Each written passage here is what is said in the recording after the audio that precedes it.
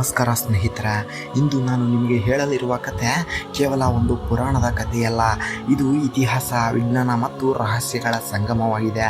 ಸಾವಿರಾರು ವರ್ಷಗಳ ಹಿಂದೆ ಭಾರತದ ಪಶ್ಚಿಮ ಕರಾವಳಿಯಲ್ಲಿ ಒಂದು ಅದ್ಭುತ ನಗರಿ ಇತ್ತು. ಆ ನಗರಿಯ ರಸ್ತೆಗಳು ವಿಶಾಲವಾಗಿದ್ದವು. ಅರಮನೆಗಳು ಚಿನ್ನ ಮತ್ತು ಅಮೂಲ್ಯ ರತ್ನಗಳಿಂದ ಅಲಂಕರಿಸಲ್ಪಟ್ಟಿದ್ದವು. ವ್ಯಾಪಾರ, ಕಲೆ, ಸಂಸ್ಕೃತಿ ಮತ್ತು ಯುದ್ಧ ಕಲೆಗಳಲ್ಲಿ ಅದು ಜಗತ್ತಿನ ಅತ್ಯಂತ ಮುಂದುವರಿದ ನಗರಗಳಲ್ಲಿ ಒಂದಾಗಿತ್ತು.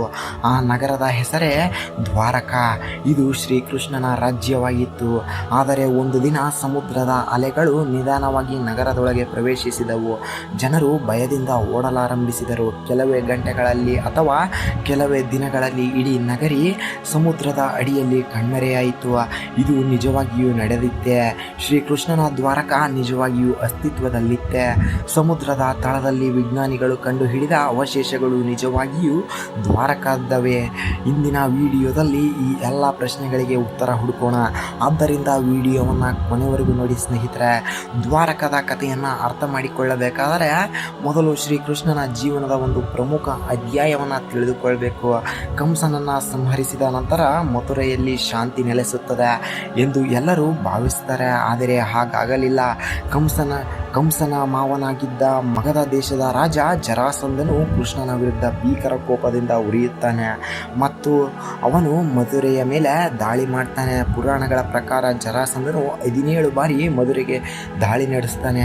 ಪ್ರತಿ ಬಾರಿ ಕೃಷ್ಣ ಮತ್ತು ಬಲರಾಮ ಅವನನ್ನು ಸೋಲಿಸ್ತಾ ಇರ್ತಾರೆ. ಆದರೆ ಯುದ್ಧಗಳು ಮುಂದುವರಿಯುತ್ತಲೇ ಇದ್ದುವು. ಈ ಯುದ್ಧಗಳಿಂದ ಮಥುರೆಯ ಜನರು ತೊಂದರೆಯನ್ನು ಅನುಭವಿಸ್ತಾ ಇದ್ರು. ತನ್ನ ಜನರ ರಕ್ಷಣೆಯೇ ಮುಖ್ಯ ಎಂದು ಅರಿತ ಶ್ರೀಕೃಷ್ಣನು ಒಂದು ಹೊಸ ನಿರ್ಧಾರವನ್ನು ಕೈಗೊಳ್ತಾನೆ. ಅದೇ ಹೊಸ ನಗರದ ನಿರ್ಮಾಣ. ಪುರಾಣಗಳ ಪ್ರಕಾರ ಶ್ರೀಕೃಷ್ಣನು ಸಮುದ್ರದ ದೇವರಾದ ವರುಣನನ್ನು ಪ್ರಾರ್ಥಿಸುತ್ತಾನೆ. ವರುಣನು ಸಮುದ್ರದ ಒಂದು ಭಾಗವನ್ನು ಹಿಂದಕ್ಕೆ ಸರಿಸಿ ಭೂಮಿಯನ್ನು ನೀಡ್ತಾನೆ. ನಂತರ ದೇವಶಿಲ್ಪಿ ವಿಶ್ವಕರ್ಮನು ಆ ಭೂಮಿಯ ಮೇಲೆ ಒಂದು ಭವ್ಯ ನಗರವನ್ನು ನಿರ್ಮಿಸ್ತಾನೆ. ಆ ನಗರವೇ ದ್ವಾರಕಾ. ದ್ವಾರಕಾ ಎಂಬ ಪದದ ಅರ್ಥ ಬಾಗಿಲುಗಳ ನಗರ. ಇದು ಕೇವಲ ಒಂದು ನಗರವಲ್ಲ, ಇದು ಒಂದು ಕೋಟೆಯಂತೆ ನಿರ್ಮಿಸಲಾದ ಸುರಕ್ಷಿತ ಸಾಮ್ರಾಜ್ಯವಾಗಿತ್ತು. ನಗರದ ಸುತ್ತಲೂ ಬಲವಾದ ಗೋಡೆಗಳಿದ್ದವು, ದೊಡ್ಡ ಬಂದರುಗಳಿದ್ದವು, ವ್ಯಾಪಾರ ಹಡಗುಗಳು ದೂರದ ದೇಶಗಳಿಂದ ಸಂಪರ್ಕ ಹೊಂದಿದ್ದವು. ಆ ಕಾಲಕ್ಕೆ ಇದು ಅತ್ಯಂತ ಆಧುನಿಕ ನಗರವಾಗಿತ್ತು ಎಂದು ಪುರಾಣಗಳು ವರ್ಣಿಸುತ್ತವೆ. ದ್ವಾರಕಾ ನಿಜವಾಗಿಯೂ ಹೇಗಿತ್ತು? ಈ ಪ್ರಶ್ನೆ ಎಲ್ಲರಲ್ಲೂ ಮೂಡುತ್ತದೆ. ಭಾಗವತ ಪುರಾಣ ಮತ್ತು ಹರಿವಂಶದ ಪ್ರಕಾರ ದ್ವಾರಕಾ ಅಪಾರ ವೈಭವ ಹೊಂದಿತ್ತು. ನಗರದಲ್ಲಿ ವಿಶಾಲ ರಸ್ತೆಗಳಿದ್ದವು, ರಾಜಮನೆತನಗಳು ಚಿನ್ನದಿಂದ ಅಲಂಕರಿಸಲ್ಪಟ್ಟಿದ್ದವು, ಸಾರ್ವಜನಿಕ ಸಭಾಂಗಣಗಳು, ಉದ್ಯಾನವನಗಳು ಮತ್ತು ದೇವಾಲಯಗಳು ಇದ್ದವು. ರಾತ್ರಿ ಸಮಯದಲ್ಲಿ ಇಡೀ ನಗರ ದೀಪಗಳ ಬೆಳಕಿನಿಂದ ಹೊಳೆಯುತ್ತಿತ್ತು. ಅನೇಕ ದೇಶಗಳಿಂದ ವ್ಯಾಪಾರಗಳು ಇಲ್ಲಿ ಬರುತ್ತಿದ್ದರು. ದ್ವಾರಕಾ ಕೇವಲ ರಾಜಕೀಯ ಕೇಂದ್ರವಲ್ಲ, ಒಂದು ಮುಖ್ಯ ವ್ಯಾಪಾರ ಕೇಂದ್ರವಾಗಿತ್ತು. ಆ ಕಾಲದ ಜನರು ಇದನ್ನು ಒಂದು ಕನಸಿನ ನಗರ ಎಂದು ಕರೀತಾ ಇದ್ರು. ಶ್ರೀಕೃಷ್ಣನು ಕೇವಲ ಯೋಧನಲ್ಲ, ಅವನು ಒಬ್ಬ ಅದ್ಭುತ ಆಡಳಿತಗಾರ ಆಗಿದ್ದ. ದ್ವಾರಕೆಯಲ್ಲಿ ನ್ಯಾಯ ಮತ್ತು ಧರ್ಮಕ್ಕೆ ಹೆಚ್ಚಿನ ಮಹತ್ವವಿತ್ತು. ಜನರು ಸುರಕ್ಷಿತವಾಗಿ ಬದುಕ್ತಾ ಇದ್ರು, ವ್ಯಾಪಾರ ಬೆಳೀತಾ ಇತ್ತು, ಕೃಷಿ ಮತ್ತು ಪಶುಸಂಗೋಪನೆ ಅಭಿವೃದ್ಧಿ ಹೊಂದುತ್ತಾ ಇತ್ತು. ಅನೇಕ ರಾಜರು ಕೃಷ್ಣನ ಸಲಹೆ ಪಡೆಯಲು ದ್ವಾರಕೆಗೆ ಬರ್ತಾ ಇದ್ರು. ದ್ವಾರಕಾ ಕ್ರಮೇಣ ಭಾರತದ ಪ್ರಮುಖ ಶಕ್ತಿಯಾಗಿ ಬೆಳೆಯಿತು. ಕುರುಕ್ಷೇತ್ರ ಯುದ್ಧ ಮುಗಿಯಿತು, ಪಾಂಡವರು ವಿಜಯವನ್ನು ಗಳಿಸ್ತಾರೆ. ಆದರೆ ಯುದ್ಧದ ಪರಿಣಾಮ ಎಲ್ಲರ ಮೇಲೂ ಪರಿಣಾಮ ಬೀಳುತ್ತೆ. ಲಕ್ಷಾಂತರ ಜನರು ಸಾವನ್ನಪ್ತಾರೆ, ಕುಟುಂಬಗಳು ಬೀದಿಗೆ ಇಳಿತವೆ. ಯಾದವ ವಂಶದೊಳಗೆ ನಿಧಾನವಾಗಿ ಅಹಂಕಾರ ಮತ್ತು ಭಿನ್ನಾಭಿಪ್ರಾಯಗಳು ಬೆಳೆಯತೊಡಗುತ್ತವೆ. ಇದು ಮುಂದಿನ ದುರಂತಕ್ಕೆ ಕಾರಣವಾಗ್ತದೆ. ಒಮ್ಮೆ ಕೆಲವು ಯಾದವ ಯುವಕರು ಮಹರ್ಷಿಗಳನ್ನು ಹಾಸ್ಯ ಮಾಡ್ತಾರೆ. ಇದರಿಂದ ಕೋಪಗೊಂಡ ಋಷಿಗಳು ಯಾದವ ವಂಶ ನಾಶವಾಗುತ್ತದೆ ಎಂದು ಶಾಪ ನೀಡ್ತಾರೆ. ಮೊದಲಿಗೆ ಯಾರು ಇದನ್ನು ಗಂಭೀರವಾಗಿ ತೆಗೆದುಕೊಳ್ಳಲಿಲ್ಲ. ಆದರೆ ಕಾಲ ಕಳೆದಂತೆ ಶಾಪದ ಪರಿಣಾಮ ಕಾಣಿಸತೊಡಗಿತು. ಯಾದವರ ನಡುವೆ ಜಗಳಗಳು ಹೆಚ್ಚಾದವು. ಅಹಂಕಾರ ಮತ್ತು ಮದ್ಯಪಾನದಿಂದ ಅವರು ತಮ್ಮ ನಿಯಂತ್ರಣವನ್ನು ಕಳೆದುಕೊಳ್ತಾ ಹೋದರು. ಒಂದು ದಿನ ಯಾದವರು ಪರಸ್ಪರ ಭೀಕರವಾಗಿ ಹೊಡೆದಾಡಲು ಆರಂಭಿಸ್ತಾರೆ. ಆ ಘಟನೆಯನ್ನು ಮಹಾಭಾರತದಲ್ಲಿ ಮೌಸಲ ಪರ್ವ ಎಂಬ ಹೆಸರಿನಿಂದ ಕರೆಯಲಾಗುತ್ತದೆ. ಸ್ನೇಹಿತರ ವಿರುದ್ಧ ಹೋರಾಡಿದರು. ಸಹೋದರರು ತಮ್ಮ ಸಹೋದರರ ವಿರುದ್ಧ ನಿಂತರು.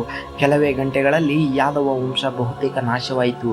ಇದು ಶ್ರೀಕೃಷ್ಣನ ಜೀವನದ ಅತ್ಯಂತ ದುಃಖದ ಘಟನೆಗಳಲ್ಲಿ ಒಂದಾಗಿತ್ತು.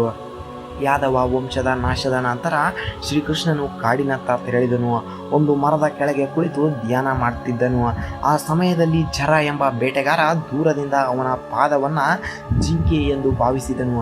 ಅವನು ಬಾಣವನ್ನು ಹಾರಿಸ್ತಾನೆ. ಬಾಣ ಕೃಷ್ಣನ ಪಾದಕ್ಕೆ ತಗುಲುತ್ತೆ. ತನ್ನ ತಪ್ಪನ್ನು ಅರಿತ ಝರ ಭಯದಿಂದ ನಡುತ್ತಾನೆ. ಆದರೆ ಕೃಷ್ಣನು ಅವನನ್ನು ಕ್ಷಮಿಸ್ತಾನೆ. ನಂತರ ತನ್ನ ದೈವಿಕ ರೂಪವನ್ನು ತ್ಯಜಿಸಿ ವೈಕುಂಠಕ್ಕೆ ತೆರಳ್ತಾನೆ. ಶ್ರೀಕೃಷ್ಣನು ಭೂಮಿಯನ್ನು ತೊರೆದ ನಂತರ ದ್ವಾರಕದಲ್ಲಿ ವಿಚಿತ್ರ ಘಟನೆಗಳು ನಡೆಯತೊಡಗುತ್ತವೆ. ಸಮುದ್ರದ ನೀರು ಹೆಚ್ಚಾಗತೊಡಗಿದ್ದು ಭೂಮಿ ಕಂಪಿಸತೊಡಗಿತು.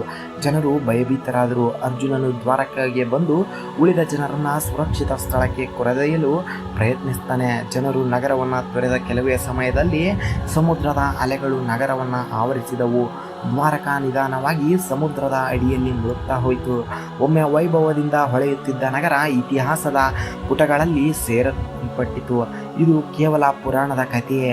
ಈ ಪ್ರಶ್ನೆಗೆ ಉತ್ತರ ಹುಡುಕಲು ವಿಜ್ಞಾನಿಗಳು ಸಂಶೋಧನೆ ನಡೆಸ್ತಾರೆ. 1980 ಮತ್ತು 90ರ ದಶಕದಲ್ಲಿ ಸಮುದ್ರ ಪುರಾತತ್ವ ತಜ್ಞ ಗುಜರಾತ್ ಕರಾವಳಿಯಲ್ಲಿ ಅನ್ವೇಷಣೆ ನಡೆಸ್ತಾರೆ. ಸಮುದ್ರದ ತಳದಲ್ಲಿ ಕಲ್ಲಿನ ಗೋಡೆಗಳು, ನಿರ್ಮಾಣಗಳ ಅವಶೇಷಗಳು ಮತ್ತು ಪುರಾತನ ವಸ್ತುಗಳು ಪತ್ತೆಯಾಗ್ತವೆ. ಈ ಸಂಶೋಧನೆ ದೇಶಾದ್ಯಂತ ಚರ್ಚೆಗೆ ಕಾರಣವಾಗುತ್ತೆ. ಅನೇಕರು ಇದನ್ನು ದ್ವಾರಕದ ಅವಶೇಷಗಳು ಎಂದು ನಂಬ್ತಾರೆ. ಕೆಲವು ಪುರಾತತ್ವ ತಜ್ಞರ ಪ್ರಕಾರ ಇದು ಪ್ರಾಚೀನ ನಗರೀಯ ಅವಶೇಷಗಳಾಗಿರಬಹುದು. ಇನ್ನು ಕೆಲವರು ಹೆಚ್ಚಿನ ಸಾಕ್ಷ್ಯಗಳು ಬೇಕು ಎಂದು ಹೇಳ್ತಾರೆ. ಆದ್ದರಿಂದ ದ್ವಾರಕ ರಹಸ್ಯ ಇನ್ನೂ ಸಂಪೂರ್ಣವಾಗಿ ಬಗೆಹರಿದಿಲ್ಲ.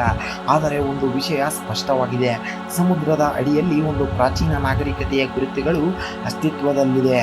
ದ್ವಾರಕೆಯ ಕಥೆ ನಮಗೆ ಒಂದು ಮಹತ್ವದ ಪಾಠವನ್ನು ಕಲಿಸುತ್ತದೆ. ಎಷ್ಟೇ ದೊಡ್ಡ ಸಾಮ್ರಾಜ್ಯವಾಗಿದ್ದರೂ ಅದು ಶಾಶ್ವತವಲ್ಲ. ಎಷ್ಟೇ ಸಂಪತ್ತು, ಅಧಿಕಾರ ಮತ್ತು ವೈಭವ ಇದ್ದರೂ ಒಂದು ದಿನ ಅದು ಅಂತ್ಯಗೊಳ್ಳಬಹುದು. ಆದರೆ ಧರ್ಮ, ಜ್ಞಾನ ಮತ್ತು ಒಳ್ಳೆಯ ಕಾರ್ಯಗಳು ಮಾತ್ರ ಶಾಶ್ವತವಾಗಿ ಉಳಿತವೆ. ಇದೇ ಶ್ರೀಕೃಷ್ಣನ ನಿಜವಾದ ಜೀವನದ ಸಂದೇಶವಾಗಿದೆ. ಸ್ನೇಹಿತರೆ, ದ್ವಾರಕ ನಿಜವಾಗಿಯೂ ಶ್ರೀಕೃಷ್ಣನ ನಗರವೇ? ಸಮುದ್ರದ ತಳದಲ್ಲಿ ಕಂಡುಬಂದ ಅವಶೇಷಗಳು ಆ ನಗರದ ಕುರುಹುಗಳೇ, ಅಥವಾ ಇದು ಇನ್ನೂ ಬಗೆಹರಿಯದ ಒಂದು ಮಹಾರಹಸ್ಯವೇ? ನಿಮ್ಮ ಅಭಿಪ್ರಾಯವನ್ನು ಕಾಮೆಂಟ್ನಲ್ಲಿ ತಿಳಿಸಿ. ಇಂತಹ ಇತಿಹಾಸ, ಮಹಾಭಾರತ, ರಾಮಾಯಣ ಮತ್ತು ಪುರಾಣಗಳ ರೋಚಕ ರಹಸ್ಯನ ತಿಳಿಯಲು ನಮ್ಮ ಚಾನಲನ್ನು ಸಬ್ಸ್ಕ್ರೈಬ್ ಮಾಡಿ, ಬೆಲ್ ಐಕನ್ನ ಪ್ರೆಸ್ ಮಾಡಿ. ಧನ್ಯವಾದಗಳು ಸ್ನೇಹಿತರೆ. ಮುಂದಿನ ವಿಡಿಯೋದಲ್ಲಿ ಭೇಟಿಯಾಗೋಣ.